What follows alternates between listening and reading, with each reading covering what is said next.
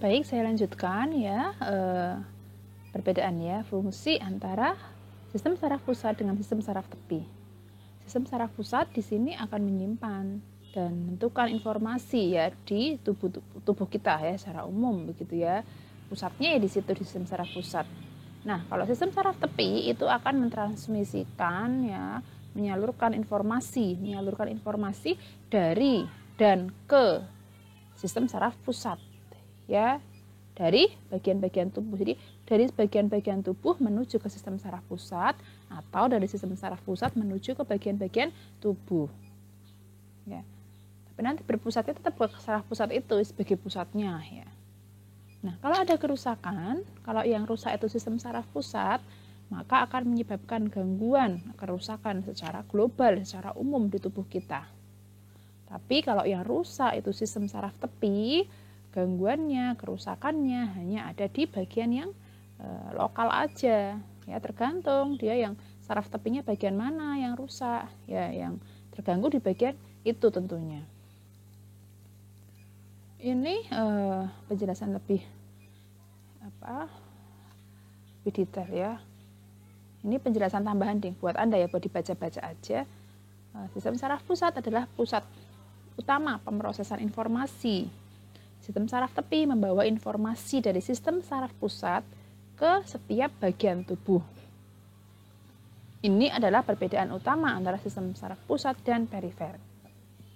Sistem saraf pusat memiliki dua organ utama ya tadi ya, otak dan sumsum tulang. Sistem saraf tepi memiliki dua sistem ya, sistem saraf somatik dan sistem saraf otonom. Oke, sistem saraf somatik merupakan sistem motorik yang semua sistem sarafnya berlari ke otot. Ya, yang menggerakkan begitu kan. Sistem otonom merupakan sistem saraf yang mewakili persarafan motorik ya dari otot jantung ya dan sel-sel kelenjar. Ini ya, ini penjelasan dari bagian ini. Ya. Lebih detail lagi Anda silahkan mencari sumber-sumber referensi lain untuk Anda pelajari. Baik, ya, ini akan kita pelajari lebih detail satu persatu ya. Oke, yang pertama adalah otak. Nih, kita bersyukur sekali dikaruniai otak ya. Otak ini perannya penting bagi tubuh kita. Otak ya, berat otak itu kurang lebih 2% dari berat tubuh manusia. Dan dia mengkonsumsi 25% oksigen ya di tubuh kita. Menerima 1,5% curah jantung. Nah, ini bagian otak ya. Ada otak besar ya, cerebrum, spinal cord ya, ini yang nantinya ke arah sumsum tulang belakang. Ya. Ini kita lihat lagi skull itu apa ini? Tengkorak ya. Tengkorak. Ini penampangnya aja sih berbeda. Kalau yang ini tadi, yang mana tadi diiris ya dari samping gitu kan. Irisan ini dilihat dari atas ya, penampang atas. Ini dari samping tapi tanpa irisan begitu ya. Lebih detail kita cek ya untuk fungsi masing-masing otak. Dari otak besar dulu, cerebrum dia sebagai pengendali kegiatan sadar. Ya, hemisfer kanan mengatur tubuh bagian kiri, hemisfer kiri mengatur tubuh bagian kanan. Kalau ada orang yang hemisfer otaknya cerebrum yang sebelah kanan rusak, biasanya organ-organ sebelah kiri dia akan terganggu. Ya, kok saya kakinya, tangannya itu tidak bisa gerakan yang sebelah kiri atau yang organ sebelah kiri terganggu, kemungkinan besar dia yang terganggu adalah otak cerebrum atau hemisfer yang sebelah kanan. Sebaliknya kalau sebelah kanan yang terganggu ya sebelah kiri ya kemungkinan dia yang terganggu otaknya. Kemudian otak kecil atau cerebellum. Cerebellum ada di bawah otak besar. Ada dua lapisan dalam dan luar. Kanan kiri dihubungkan jembatan Farrell sebagai pengatur keseimbangan otot ya. Ini terdapat hipotalamus, talamus, kelenjar pituitari. Ini menyimpan memori ya tentunya ya, kaitannya dengan memori ya, otak tengah. Kemudian Ada refleks mata, otak belakang, medula oblongata mengatur organ bawah sadar, denyut jantung dan sebagainya. Oke. Kemudian bukan memori ya, emosi mas saya tadi ya. Mengontrol emosi juga ya, kaitannya dengan emosi. Ini di otak tengah ya, mesenferaton. Di sini otak tengah sebagai penghubung depan dan belakang. Ada lobus optikus, refleks pupil mata, ya, gerak bola mata, akomodasi mata itu diatur oleh otak tengah. Nah, batang otak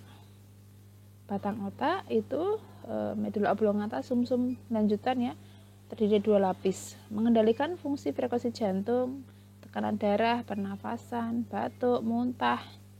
Makanya kalau ada orang kecelakaan ya, kemudian sampai muntah, tiba-tiba ada refleks muntah gitu, nah perlu diperiksa lebih lanjut, diwaspadai, jangan-jangan ada gangguan ya yang bermasalah di batang otaknya.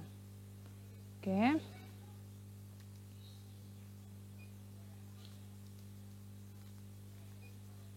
Selanjutnya kita ke sumsum tulang belakang atau medula spinalis. Ini memanjang di dalam rongga tulang belakang, mulai dari ruas-ruas tulang leher sampai ruas-ruas tulang pinggang. Yang kedua, ya, dari sini ke bawah ya. Ada lapisan dalam dan luar. Di dalam sumsum tulang belakang terdapat syaraf sensorik. Tadi ya, sensorik masih ingat? Saraf motorik dan penghubung atau intermediate. Saraf sensorik ya tadi diingat yang di depan, yaitu untuk menghubungkan apa dari reseptor ke saraf pusat ya. Saraf motorik, saraf penghubung. Fungsinya adalah sebagai penghantar impuls dari otak dan ke otak, dari otak dan ke otak, serta sebagai pusat pengatur gerak. Hati-hati ya Anda ya, ini di sini di sepanjang tulang belakang itu banyak sekali ya saraf-sarafnya, persarafannya, sehingga ya jaga kesehatan, jaga diri ya. Kalau naik motor juga enggak usah ngebut-ngebut ya gitu. Kalau sampai naik motor ngebut-ngebut kecelakaan, cedera tulang belakang, sarafnya kena ya, eman-eman itu ya, sayang ya. Nah, medula spinalis merupakan silinder berongga dan agak pipih, walaupun diameter medula spinalis bervariasi. Nah, umumnya kurang lebih ini panjangnya 42 cm ya. Ukurannya seperti diameter kelingking ya. Ada 31 syaraf spinal keluar dari area urutan. Ya, ini ada kurang lebih 31 syaraf spinal keluar dari kordanya ya, korda foramen intervertebral. Nah, ini Anda perhatikan lebih detail. Ya, ini mengatur apa? Ini di gambar sini adalah organ yang diatur oleh sistem saraf di sini. Oh, yang di sini mengatur mata, ini mengatur. Nah, apa nih kelihatan gambarnya?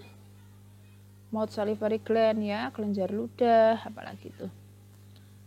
Ya, kecil-kecil tulisannya ya. Ini katanya dengan hidung.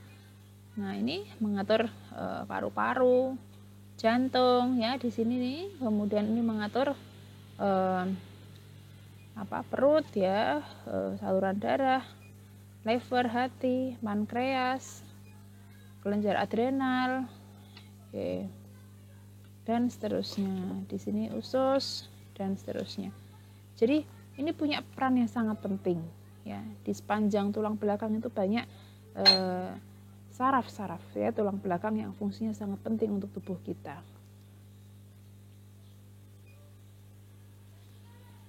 Nah, ini kalau ini diambil gitu ya, sumsum saraf tulang belakang, serabut saraf tulang belakang. Ini gambaran dari sini. Ini diambil ya, diperbesar begini. Ada saraf isiadika. Nah, di sini Anda lihat lebih detail ya, bahwa di setiap sel saraf di tulang belakang ini dia ada apa aja sih. Nah, badan sel sarafnya nih, badan sel neuron motorik memanjang ke sini ya, ada neuronnya, nah, akson neuronnya ini ini tadi badan selnya, ini aksonnya ya, badan sel ya, ini motorik ya, ini